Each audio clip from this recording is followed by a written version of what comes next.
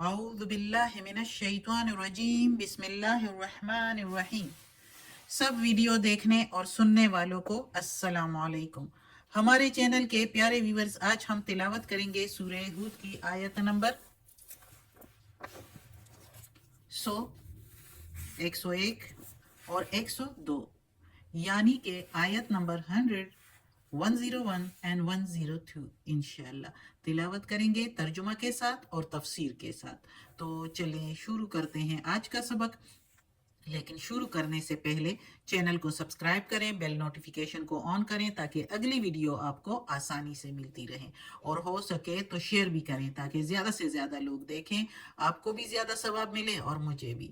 تو چلیں اب شروع کرتے ہیں آج کا سبق آیت نمبر 100 سے، جو کہ شروع ہوتی ہے اس پیج سے۔ اعوذ باللہ من الشیطان الرجیم بسم اللہ الرحمن الرحیم۔ ذالک من انباء القرى، ذالک وہ، ذالک کے لفظی میننگ ہے وہ، لیکن ہم ادھر اس کے میننگ لیں گے یہ، من انباء القرى، یہ احوال میں سے ہیں بستیوں کے، یعنی بستیوں کے کچھ احوال۔ نقصہ، ہم بیان کرتے ہیں اس کو، یعنی ان احوال کو ہم بیان کرتے ہیں۔ نا کے میننگ ہم، قصو بیان کرنا، ہو کے میننگ اس کو، علیکا اوپر تمہارے، یعنی تم پر ہم بستیوں کے کچھ احوال میں سے بیان کرتے ہیں، بتاتے ہیں۔ منہا اس میں سے، منہا یعنی ان احوال میں سے، ان بستیوں میں سے، منہا اس میں سے، قائم، قائم وحسید، قائم اس میں سے یعنی ان بستیوں میں سے کچھ قائم ہے، ابھی بھی ہیں، وحسید اور کچھ جڑ سے کاٹ دی گئی ہے، بالکل بسم کر دی گئی ہے، ختم کر دی گئی ہے، چٹیل میدان بنا دیے گئے ہیں، یا وہ دریاؤں کے، سمندروں کے نیچے آ گئے ہیں، ختم ہو گئے ہیں بالکل، اور کچھ جو ہے ابھی بھی قائم ہے۔ اب اس آیت میں اللہ تعالیٰ کہتا ہے، یعنی اتنی بستیوں کے احوال جو اس سورہ ہود میں اللہ تعالیٰ نے بیان فرمائے ہیں، تو اس کے بارے میں اللہ تعالیٰ کہتا ہے کہ پچھلی قوموں کے قصے جو تم کو سنائے ہیں، یعنی محمد صلی اللہ علیہ وآلہ وسلم کو اللہ تعالیٰ بیان کرتے ہیں، بتا رہے ہیں، کیونکہ محمد صلی اللہ علیہ وسلم نے تو کچھ کہیں سے بھی پڑھا نہیں تھا، نہ کچھ کتابیں پڑھی تھی، تو ان کو تو کچھ علم نہیں تھا۔ یہ جو علم آیا اس قرآن میں، اللہ تعالیٰ نے محمد صلی اللہ علیہ وآلہ وسلم کو یہ سارا علم دیا، ساری نالج دی، تو پچھلی قوموں کے قصے بتائیں، حضرت آدم علیہ السلام سے لے کر حضرت عیسیٰ علیہ السلام تک، محمد صلی اللہ علیہ وآلہ وسلم کے زمانے تک جو جو کچھ ہوا، وہ احوال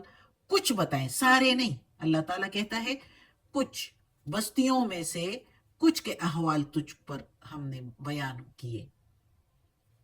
تو وہ اللہ تعالیٰ کہتا ہے کہ پچھلی قوموں کے قصے جو تم کو سنائے گئے ہیں، کس طرح انہوں نے پیغمبروں کو جھٹلایا اور گستاخیاں کی، پھر کس طرح تباہ ہوئے، ان میں سے بعض کی بستیاں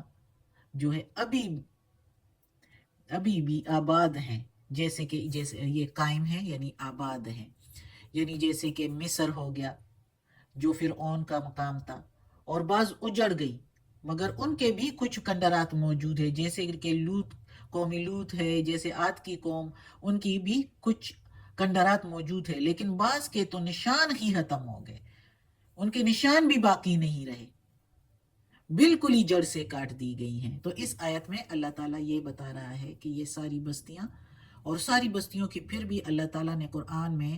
بیان نہیں فرمایا، کیونکہ 1,24,000 پیغمبر اور ان کی امتیں، لیکن قرآن میں میرے خیال میں 25 پیغمبروں کا ذکر ہے، تو اس کا مطلب ہے، اور ان کی بھی سب کی قصے نہیں ہیں، کسی کے ہیں اور کسی کے نہیں ہیں۔ تو اس لیے اللہ تعالیٰ نے اس آیت میں صاف طور پر کہہ دیا کہ ہم نے کچھ بستیوں کے احوال بتائے ہیں، بستیوں میں سے۔ اگلی آیت ہے وَمَا ظَلَمْنَاهُمْ، اور نہیں ظلم کرتا ہم ان پر، اور نہیں ہم ظلم کرتے کسی پر، یعنی ان پر ظلم نہیں کرتے، وَلَٰكِنْ ظَلَمُوا أَنفُسَهُمْ، اور لیکن وہ ظلم خود پر، اپنی جانوں پر خود کرتے ہیں۔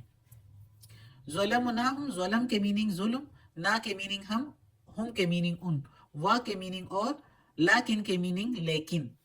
ज़लमू के मीनिंग जुल्म करना, अनफुसा अपनी जान,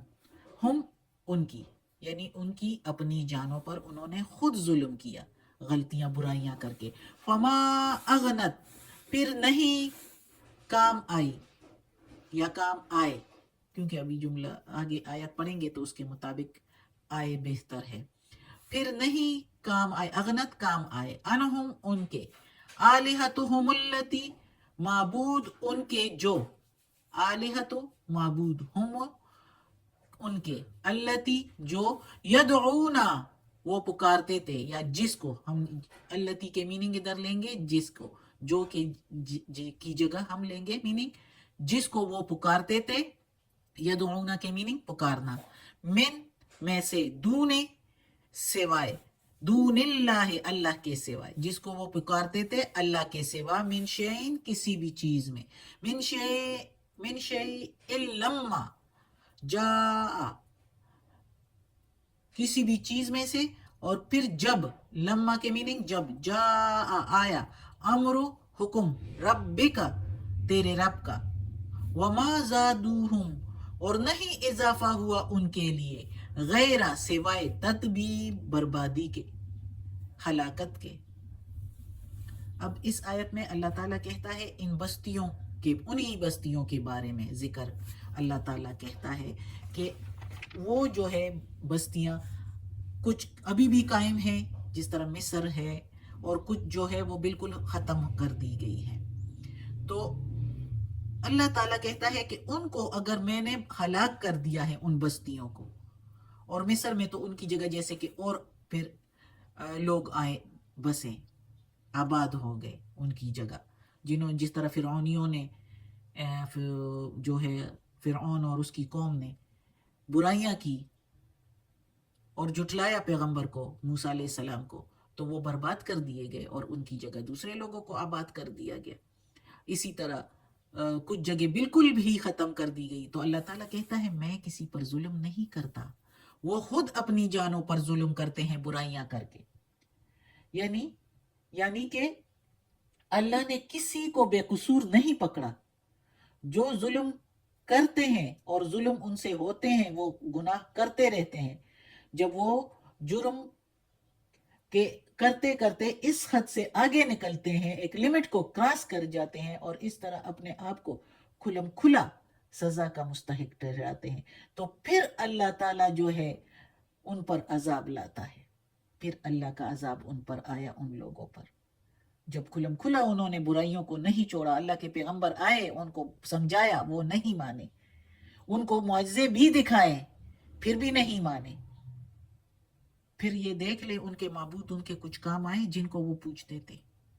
कुछ भी उनके माबूद काम नहीं आए जब हुक्म आया अल्लाह का। यानी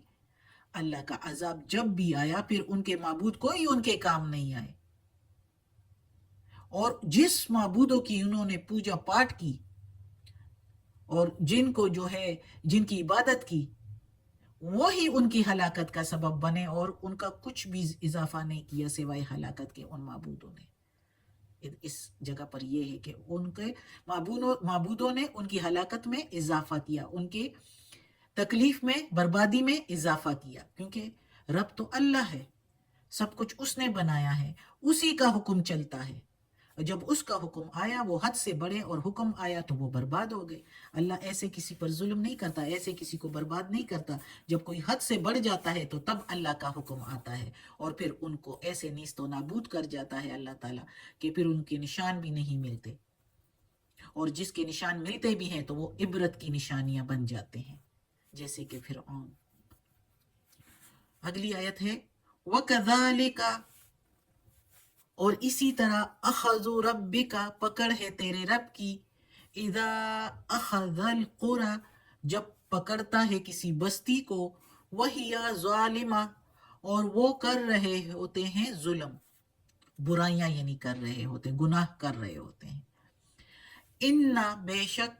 इन्ना अखज़हु अलीमुन शदीद, बेशक पकड़ है उसकी दर्दनाक, शदीद, शदीद दर्दनाक, सख्त दर्दनाक पकड़ है उसकी। बेशक जाहिर है वही अल्लाह है, उसी ने सब कुछ बनाया, اور پھر اسی کی نافرمانی کی جائے جس اللہ نے بنایا اور پھر اتنا سب کچھ دیا، بجائے اس کی شکر ادا کرنے کی، اس کی فرما برداری کرنے کی، اس کی نافرمانی کرتے ہیں اور کہتے ہیں کہ یہ سب کچھ تو میں نے کمایا، میرا ہے، میں اس میں کیوں اللہ کے راستے میں دوں۔ یہی کہتے ہیں نا کہ میں نے تکلیفیں اٹھائی، میں نے محنت کی، میں نے